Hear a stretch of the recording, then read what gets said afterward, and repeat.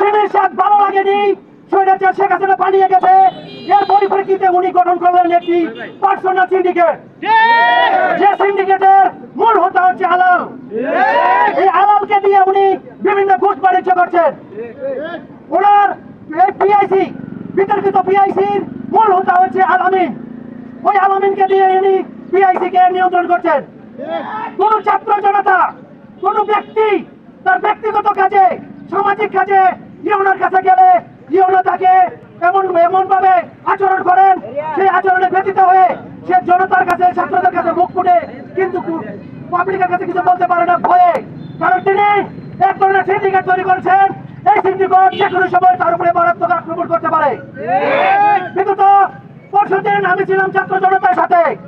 একটি অপরিকল্পিত একটি কারখানার বেড়া নির্মাণ করছেন উনি রাস্তার পার ঘেঁষে। এই বেড়া সম্পর্কে উনার সাথে আলোচনা করতে গেলে উনি ছাত্রদেরকে বলেন, তোমরা আমার উপজেলা পাহারা দিও রাত্রে।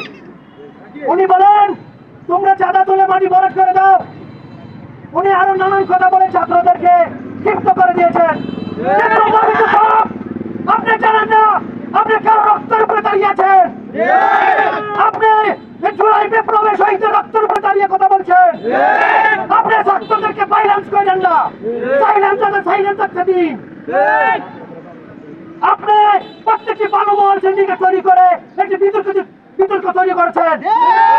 আমি ছাত্র জনতা এবং বিশম্বরপুরবাসীর পক্ষ থেকে ঊর্ধ্বতন কর্তৃপক্ষের কাছে আহ্বান জানাচ্ছি, যত দ্রুত সম্ভব এই স্বৈরাচারের দালাল, স্বৈরাচারের আগাতাকে পরিষ্কার করে বিশম্বরপুরবাসীকে কলঙ্ক মুক্ত করে দিন। নয়তোবা এই ছাত্র জনতা সহ সেই 5ই আগস্টের মতো একটি কঠিনতম আন্দোলনের ডাক দিবে বলে আমি মনে করছি। আপনি ভাইবেন না, আপনি মফিজুর রহমান, আপনি ভাইবেন না যে আপনার যারা ব্যাকআপ দিচ্ছে তারা পর্যন্ত টিকতে পারবে। কোন আন্দোলনের কাছে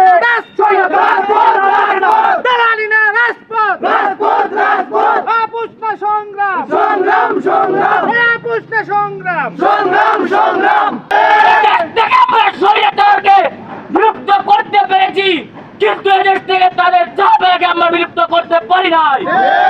তারাই এখনো আমাদের মাথার উপর কাটল ভেঙে কেটে ছাই। কথা বলেন ঠিক কিনা? আমরা আমাদের মাথার উপর কাটল ভেঙে কেটে দেব না। আমরা এদেরকে রুখে দাঁড়াতে চাই। ওই কথা নিয়ে থাকার কথা, আমাদের এখানে থাকার কথা না। মফিজ সাহেব নানান দুর্নীতির পাশাপাশি এখানে রাস্তার পাশে পাশ গেড়ে এখানে তার কাটার বেড়া নির্মাণ করেছেন।